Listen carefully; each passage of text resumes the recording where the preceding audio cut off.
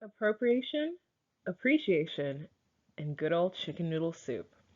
This is a Stitches Media Mix video production, part of my What Fandom Racism Looks Like series on anti-blackness and blackness in the K-pop industry and its fandom spaces. Thanks for watching.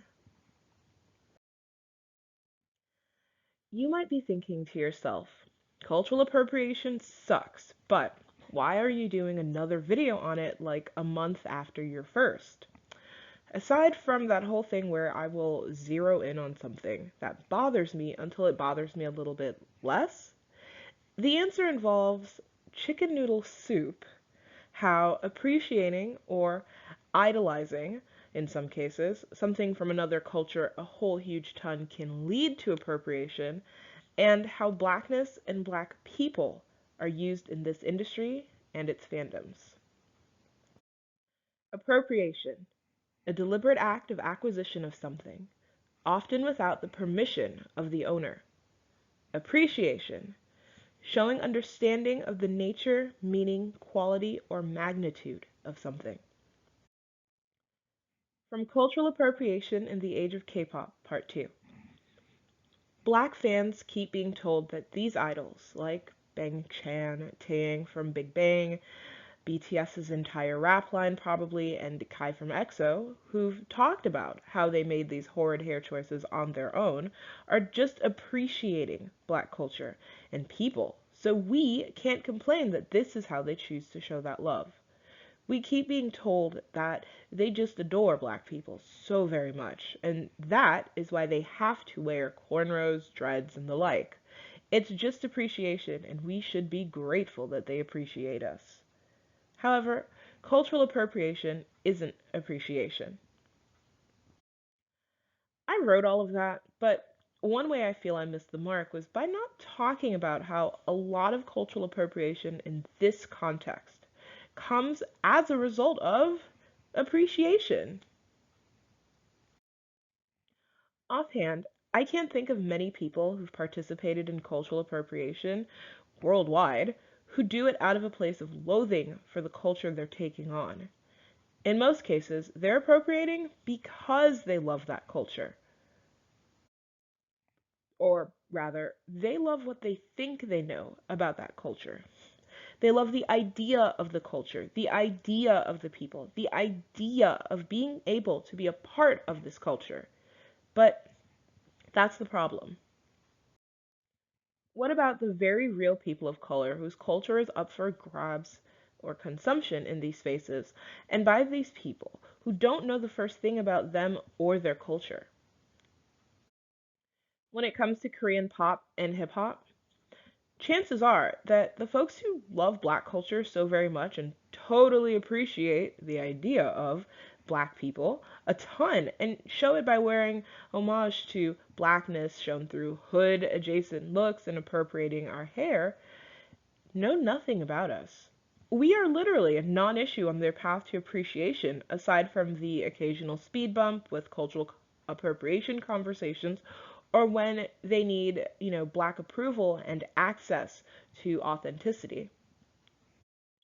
And that's the problem with cultural appropriation in these spaces and how appreciation is tossed up as a shield.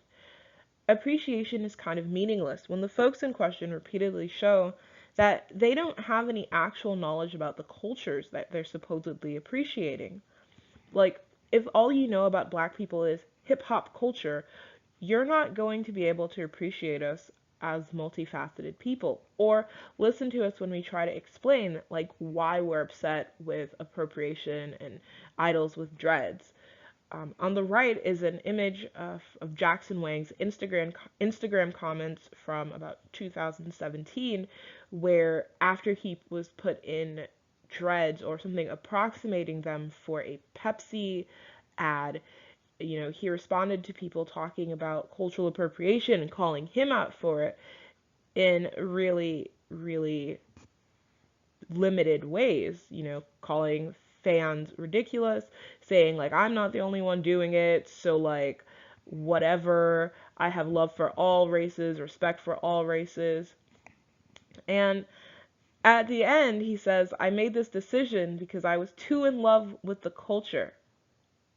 No matter if it is music-wise, people, background, or anything, and I truly respect it with my heart. It's a complete misunderstanding. But that beginning, I made this decision because I was too in love with the culture. He appropriated because he appreciated. The analogy my small niece and I came up with about this whole thing involves an onion. Actual black people are like actual onions. We've got layers, we've got nuances. We are more than what you see on the outside, and we have a lot going on the inside. Basically, it's the analogy from Shrek with the onion and the layers. Then there's the idea of blackness exported worldwide, primarily currently from the United States. This is closer to a picture of an onion drawn by someone who may never have seen an onion in their life. So it's flattened, no layers. Our existence is boiled down to what's easiest to consume visually. So signifiers of blackness tossed around. Then the understanding of blackness that many idols have is kind of like someone leaned in really close and whispered the word onion in their ear, possibly after eating an onion, you know? So like someone told them a story about a black person once. They saw a black person on a bus once. They did student, like an exchange somewhere where there were black people. They watch hip hop music videos and TV shows related.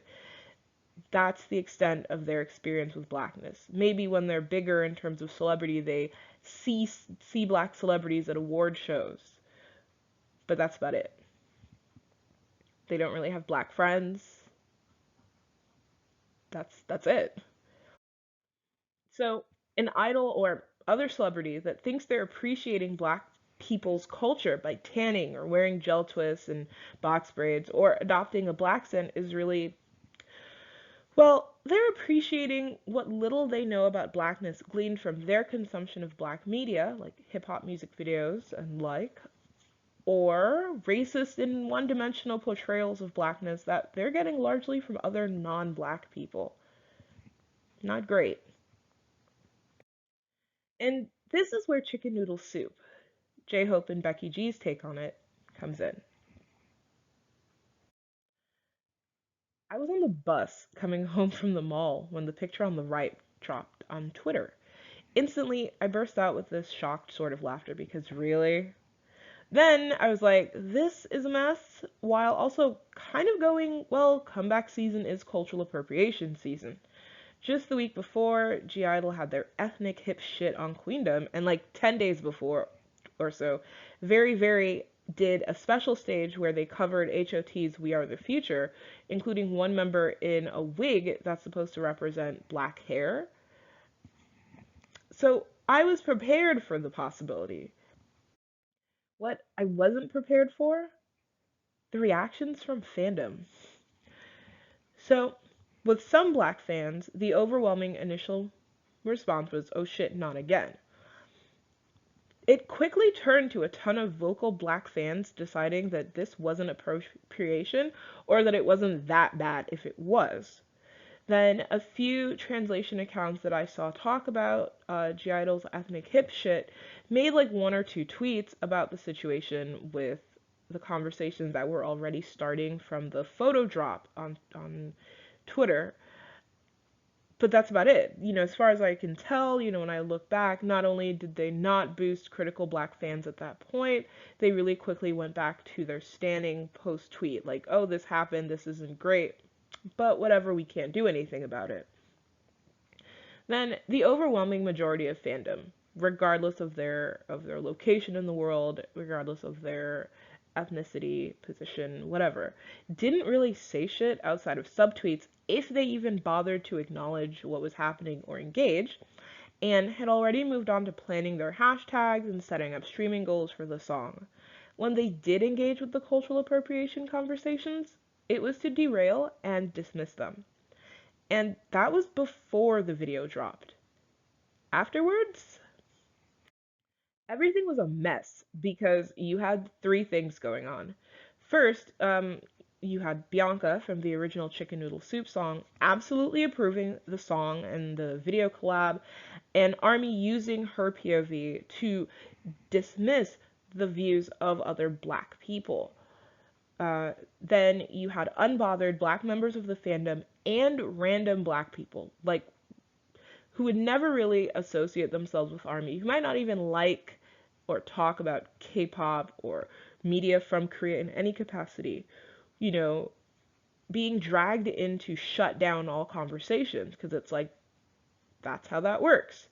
And then across the initial week following the video's release, especially after some other content was released about it, uncritical fans, including like these two white fans with like 24,000 followers each, actively erased black fans who were frustrated in order to be like, everyone involved is a non-black SM stan or an anti. They don't really care about BTS or want them to be better.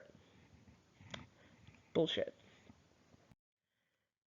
Bianca loved the fandom response and the video's popularity. She made Instagram posts, she tweeted about it, people shared, J-Hope's live with her, but I don't know about y'all, but I wasn't expecting anyone who got paid for this collaboration to talk about cultural appropriation on any level, like, at all. It's not something I expected, it's not something I even had hoped for, because who gets paid and then shoots themselves in the foot to be like, thanks for the money, but also I feel like your hair was unnecessary for this, who's gonna do that? But her approval doesn't negate other black people's frustration or disapproval about any part of this project, of this remake. And that's important to think about, that yes, she made the original song and she approved of it, but who among us wouldn't approve of stuff that was potentially problematic to other people in our group if handed a butt ton of money? Like, money talks, money walks. So I wasn't expecting her to be critical in any way, and I think it's really messed up that ARMY decided that her point of view trumped anyone else's, especially black people in the fandom. Then you had some black fans in and out of the fandom rushing to shut down conversations on anti-blackness and appropriation. So at the same time that black fans in the fandom, like me, who were critical of this whole situation, were being erased, portrayed as anti-fans, who secretly hate BTS, want them to fail, or multi-fans because we listen to more than a single group, who apparently don't have the rights to comment on our feelings about appropriation. Pretty much any random black person could be like, I'm black and this isn't cultural appropriation / I'm not bothered, and practically get a parade down Main Street as a response from non-black members of the fandom. So you would have people, not just like the regular, K-pop reactor dudes on YouTube, but like there was like a video of these podcasters in like black guys in a room podcasting, talking about this, and they're like, this is an appropriation, blah blah blah. Tiny ass podcast. Like on Twitter, they probably had maybe less followers than me, but the video had of the clip where they're like, this isn't cultural appropriation, and non-black fans in particular were holding them up as how to feel about this and who was right about how they feel about this, had about 12,000 views when I last saw it, which was right after it was posted. And the comments were full of people thanking them for how they understood what Hobie's message was. And it was just very frustrating because you guys can't listen to people in your fandom who are frustrated and maybe hurt, but you can listen to literal strangers who aren't part of this whole community, right? And then the way that non-black fans handled the conversations was also not great. Because, like, aside from the fact that the majority of non-black fans in the fandom, popular and otherwise, didn't give a shit about, and therefore didn't talk about or boost people talking about these conversations, not just about Hobie's hair, but about the anti-black harassment aimed at black fans, you had people explicitly be like, don't pay attention to this. This is just trying to destroy Hobie's joy for participating in dance. This is just trying to ruin BTS. It was like only haters would talk shit, about BTS because true BTS fans love them unconditionally, and that is very harmful, not just to the fans and the fandom, but to BTS as a group, because if you love someone unconditionally, you're not helping them get better. That fear of criticism of J-Hope's hair and the collaboration itself somehow ruining his excitement for the song or BTS's reputation was a repeat comment I saw. You had people getting really rude Curious Cat messages and mentions on Twitter about how them being critical of his hair choices were going to destroy BTS's reputation or Hobie's love of dance or make the song tank on the charts or sick Black Twitter on him for no reason. Meanwhile, Chicken Noodle Soup did really well as a single, and there was not a single point where Hobie, Big Hit, or anyone associated with BTS mentioned that they saw, heard, or even cared about the conversations folks were having about appropriation or the harassment Black fans were getting for being critical. But despite the harassment that was aimed at Black fans hinged on this fear that he would be somehow damaged by some Black fans holding him accountable for cosplaying Blackness, he was fine. He is fine.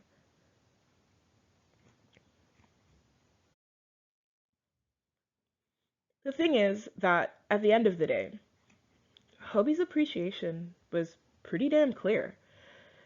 You know, he did a V Live where he says, as a young boy, Chicken Noodle Soup was the first choreo that I learned. I basically learned to dance listening to this song. So he talked about how important the original song was to him. It basically set him off on his journey as a dancer. He also talked about how much work he put into developing the remake and the video's concept, which is cool and kind of awesome. But as a result, the fandom that was even vaguely paying attention to the situation and the conversations being had sort of decided that his experience with blackness/black culture trumped any Black fan's critical point of view. At no point do I think that J-Hope intended to be anything other than deeply appreciative of the original Chicken Noodle Soup and what he understands as Black hip hop culture. There's no doubt in my mind that he didn't think for a moment that anything about his project, from the remake itself to the collaboration with Becky G to the twist in his hair that he dons at one point in the video, would be hurtful or offensive to anyone watching it. I can confidently say that I don't think there was any negative intent involved at any single moment on his end. He loved the original single, he wanted to share the song and dance his role in his journey to dance. He also wanted to portray hip hop culture as authentically as he understands it, which means putting it on as a costume. It's obvious that there wasn't any ill intent here, but intent doesn't actually negate impact. And just what was the impact? First, Black fans who were critical and frustrated felt as though fandom didn't care about them or their points of view. Then, lots of folks flat out decided that the criticism wasn't coming from inside the house and dismissed and erased Black fans. And Black fans with Curious Cat received waves of racist hate from non-Black fans and folks claiming to be Black while anonymous. At the end of the day, Black fans in this fandom were once again made to feel as though they had to choose between their Blackness and their group and fandom experience.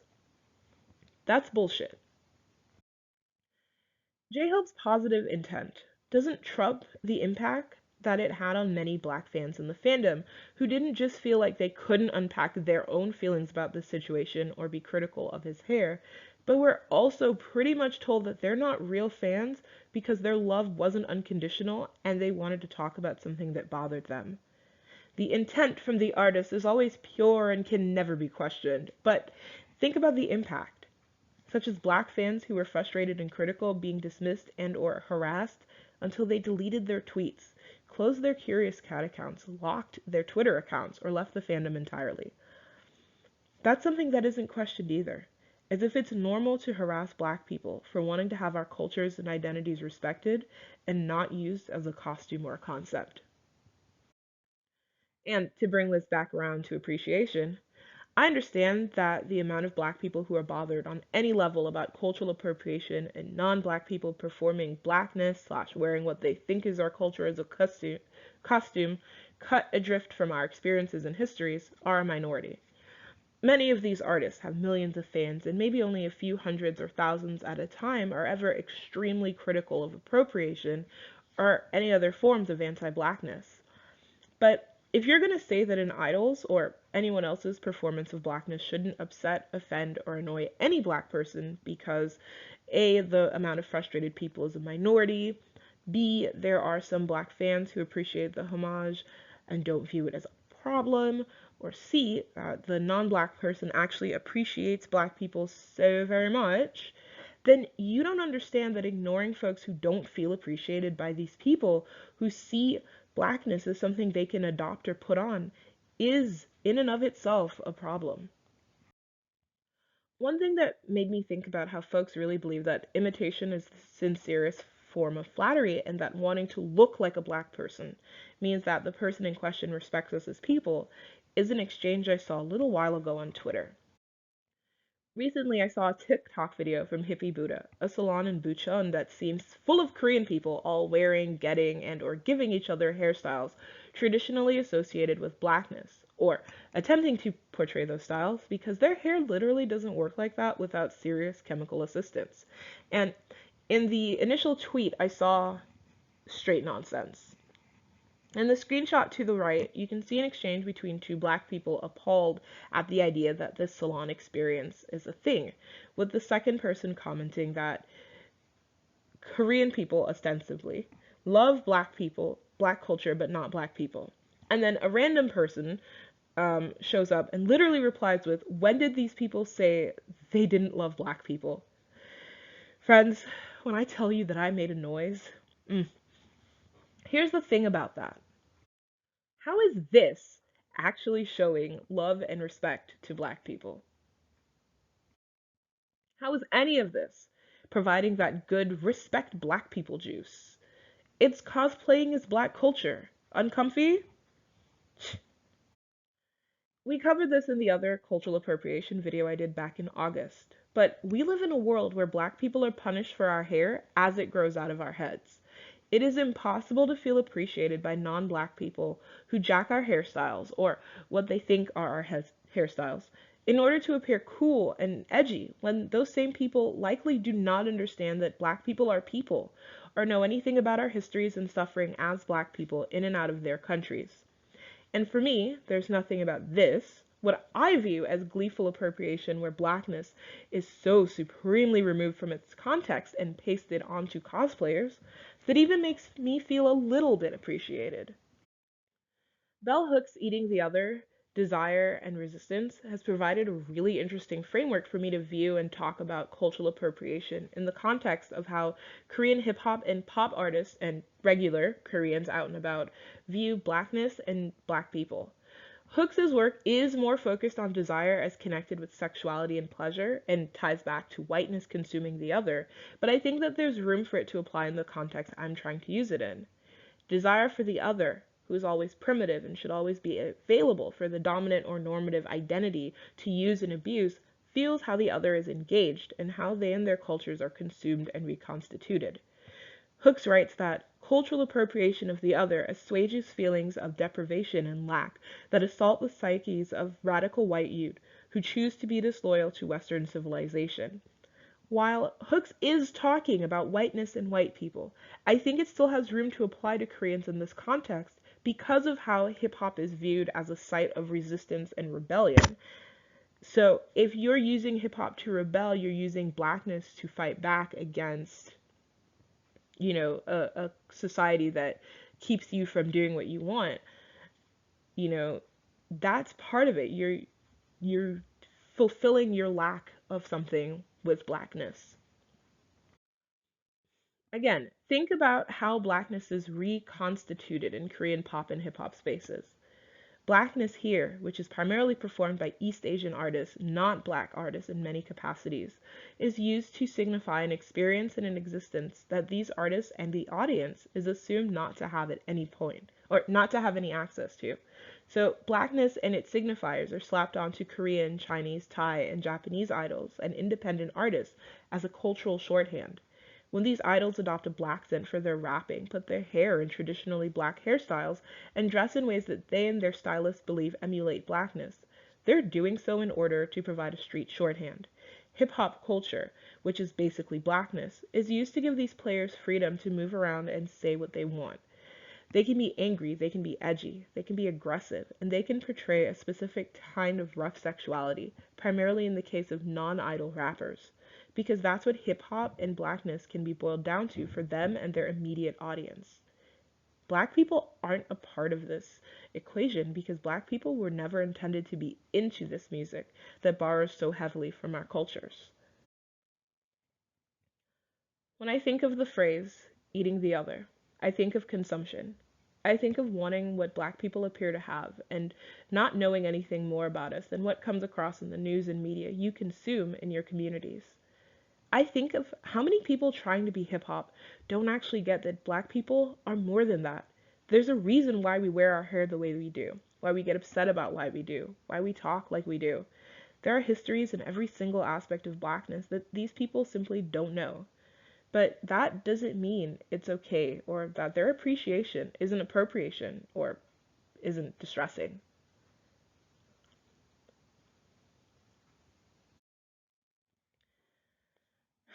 After all, we generally appreciate art every day without trying to become it, or steal it, or colonize it.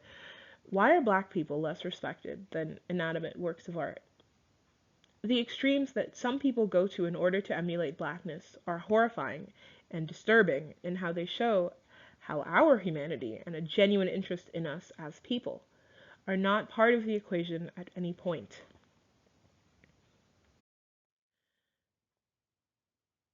Recently, Jane the Virgin star, Gina Rodriguez, has come under fire for a video she placed on Instagram where she sings proudly along to a Fugees song about that says the N-word in its lyrics. While many black people who've seen the video recognize it and her subsequent lackluster apologies as one more way that she's proven herself to be casually but constantly anti-black, other people are like, it's just a word, and if black people can say it, why can't she/we? And that desire to consume black culture, even as black people are saying, we are hurt by this, stop it, reminded me of this video. Even though saying the N-word while not black is different from cultural appreciation. Because Gina appreciated the Fugees. Fugees? And so she felt entitled to say a word that wasn't even remotely hers to use. And J-Hope appreciates black culture and loved the original Chicken Soup video, so he had to work the hair into his video, right? Appreciation doesn't really go as far as you think when the starting line they're crossing is anti-black, because of how black Americans and our cultures are seen as up for grabs and accessible to non-black audiences aching to be seen as authentically African American. Important points. Please don't forget them. 1.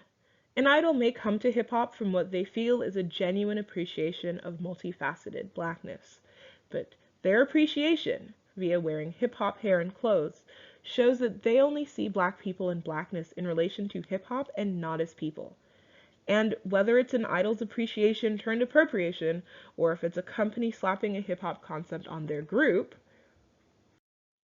no one gets to use these idols' assumed appreciation of black culture to silence black fans uncomfortable with the way it can appear to be or become appropriation.